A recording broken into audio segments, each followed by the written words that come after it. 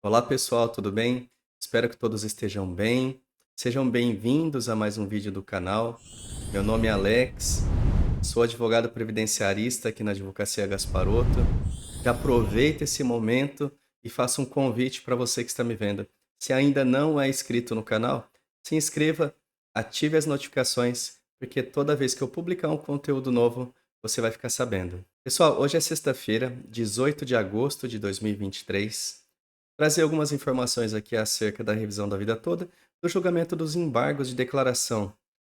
Sabemos que houve o pedido de vista do ministro Cristiano Zanin no último dia 15.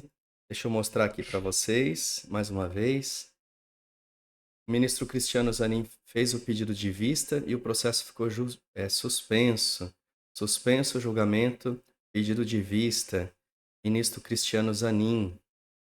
Então, houve a publicação do primeiro voto do ministro Alexandre de Moraes, né, que ele é o relator.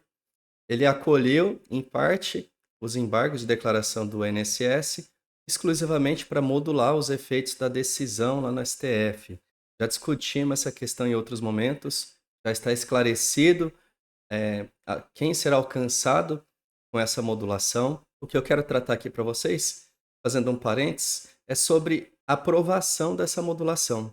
Para que a modulação ela seja aprovada, é necessário um quórum de votos, ou seja, da maioria absoluta dos ministros. É necessário 7 votos para que a modulação dos efeitos da decisão aconteça. Já temos um voto que é do ministro relator Alexandre de Moraes, seria necessário mais 6 votos. Eu estou levantando essa questão porque no julgamento dos embargos de declaração pode acontecer muita coisa ainda. Os outros ministros que ainda vão votar, eles podem acolher outros pedidos do INSS que foram trazidos ali nos embargos. Eles podem simplesmente não acolher nenhum pedido. Eles podem acompanhar o voto do relator, divergir do voto do relator. Existem muitas possibilidades ainda do que possa acontecer. Por ora, o ministro Zanin pediu vista. O objetivo do pedido de vista é justamente para analisar os autos, entender melhor a matéria, para depois apresentar o voto. Por isso que o ministro ele pede vista. Mas vem a pergunta agora. Ué, o ministro Zanin ele pode votar? O ministro André Mendonça ele pode votar? Já não foi informado que ele não poderia votar porque só é possível o voto de um ministro que substituiu outro ministro que se aposentou, só seria possível quando houvesse um fato superveniente ou um fato novo no processo, né? Isso não aconteceu na revisão da vida toda. Eu gostaria de deixar claro para vocês que esse cenário ele não é muito comum de acontecer. É tudo muito novo, né? Nós não temos aposentadorias frequentes de ministros, né? Eventualmente aconteceu a aposentadoria do ano passado, 2022, do Marco Aurélio, esse ano do Lewandowski, outubro a Rosa Weber também vai se aposentar. Então não são todos os ministros que estão próximos de se aposentar ou já vão se aposentar. Coincidiu de ser tudo nessa época. Por que eu estou falando isso para vocês? Porque quando acontece essa situação, o procedimento processual ficam algumas dúvidas. É certo, já sabemos que no julgamento de um processo lá no STF, quando um ministro se aposenta e ele já apresentou o seu voto, aquele voto deve ser mantido. Os embargos de declaração não têm nada a ver com o julgamento do mérito da decisão da revisão da vida toda. O mérito da decisão já foi firmada, já foi julgada. 11 ministros votaram, 6 votos a favores, 5 contra. 2 ministros se aposentaram. Marco Aurélio, voto favorável. Lewandowski, voto favorável. O que foi discutido na questão de ordem é que, se um ministro se aposentou e ele já conferiu o seu voto, aquele voto deve ser mantido. Agora eu pergunto para vocês: já houve julgamento dos embargos de declaração? O ministro aposentado, ele votou nos embargos de declaração? Não. Então, o julgamento dos embargos de declaração não tem nada a ver com o julgamento do mérito, da tese firmada lá no STF. Concluímos que, se o ministro aposentado ele não votou nos embargos de declaração, como que um voto dele vai ser mantido se ele não votou?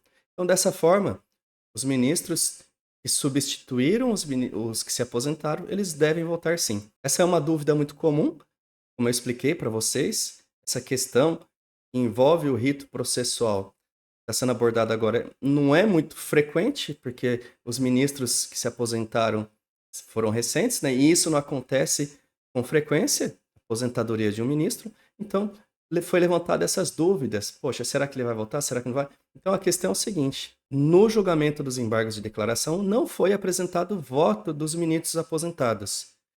Percebam, tem diferença. Preste muita atenção, tem diferença do voto do ministro no mérito da questão, na tese que for firmada lá no julgamento, tem diferença do julgamento dos embargos de declaração. Aqui nos embargos, o ministro aposentado ele não votou. Dessa forma, André Mendonça, Zanin devem votar. Esse é um entendimento, tá? Um raciocínio lógico na questão processual. E o que precisa ficar claro para vocês é que o voto desses ministros, do Cristiano Zanin, do André Mendonça, é acerca única e exclusivamente dos embargos. É para analisar todos os pontos que foram suscitados pelo INSS quando ele opôs o embargos de declaração. Então, o voto desses ministros vai ser no sentido: acolho os embargos? Não acolho. Acolho exclusivamente para modular os efeitos? Então, da mesma forma. Isso não significa que os votos dos dois vai mudar a tese firmada no STF, da revisão da vida toda. O direito do segurado está preservado.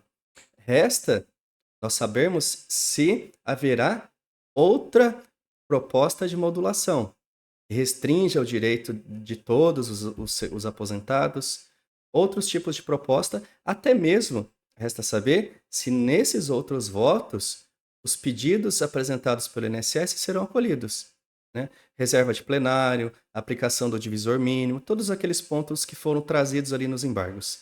Então, para finalizar esse ponto, para ficar claro para vocês, eu entendo que o Zanin e o André Mendonça irão votar, justamente porque não tem voto de ministro aposentado nos embargos. Dessa forma, se não tem voto, o ministro que substitui a cadeira, ele vai apresentar o seu voto exclusivamente relacionado aos embargos. Mais uma vez eu afirmo, a tese foi firmada e o direito do segurado revisar o seu benefício está garantido. Tá bom? Então, Cristiano Zanin, ministro Cristiano Zanin, fez o pedido de vista. Qual que é o prazo para ele devolver esse processo para julgamento? Deixa eu mostrar aqui para vocês, houve uma emenda ao regimento interno, a emenda regimental 58 da STF, essa página aqui, que trata da devolução dos pedidos de vista. Vocês podem acompanhar comigo na tela. Aqui diz o seguinte, deixa eu ir para o texto que é mais claro de entender. O Supremo Tribunal Federal aprovou a mudança do regimento interno para estabelecer que os pedidos de vista deverão ser devolvidos no prazo de 90 dias, contados da data de publicação da ata de julgamento. Após esse período, os autos serão automaticamente liberados para a continuidade da análise. Vamos para essa outra parte aqui. Em relação à devolução dos processos com pedido de vista já formulado na data de publicação de emenda, os ministros terão 90 dias úteis antes da liberação automática para julgamento. O que significa dizer, gente? Deixa eu voltar a tela aqui para vocês. Nessa primeira parte, diz o seguinte, que os processos devem ser devolvidos no prazo de 90 dias. E na última parte aqui, os processos devem ser devolvidos no prazo de 90 dias úteis. Qual que é a diferença aqui? Se um pedido de vista de um processo que estava sendo julgado lá no STF foi realizado até a data da publicação dessa emenda, e a publicação dessa emenda foi em 26 de 12 de 2022, ou seja, se o pedido de vista foi até dezembro de 2022, o ministro ele teria 90 dias úteis para devolver esse processo. Nessa primeira parte, entendo que o prazo será de 90 dias corridos, porque o pedido de vista do ministro Zanin foi posterior à data de emenda do regimento interno, da emenda 58. E aqui o artigo nos traz que o prazo será contado a partir da data da publicação da ata de julgamento. Ainda não temos a ata de julgamento no site do STF. Deixa eu mostrar para vocês. Dia 15/8, o ministro Zanin pediu vista, suspenso o julgamento. Ou seja, não foi incluída aqui a ata de julgamento. Dessa forma, O Zanin pediu vistas dia 15/8, o prazo para devolução começa a contar a partir da publicação da ata de julgamento. Não houve essa publicação, então não dá para dizer para vocês quando que devolveria o processo. Considerando a data do pedido de vista, 90 dias corridos, seria dia 15 de novembro, mas o prazo deve ser contado a partir da publicação da ata. Certo, gente? Essas são informações muito importantes e não é para desanimar vocês, pelo contrário, são informações necessárias de como funciona o rito processual de um julgamento lá na corte e de como deve ser. Eu sei que no vídeo anterior eu disse que o ministro que substituiu outro ministro aposentado, ele não poderia votar, mas fazendo uma interpretação melhor da situação, concluí que eles podem votar, como eu já expliquei para vocês. E outra questão, os ministros podem antecipar o seu voto, já que foi suspenso devido ao pedido de vista? Podem. Isso é importante a gente mencionar porque está programado a aposentadoria da ministra Rosa Weber para outubro.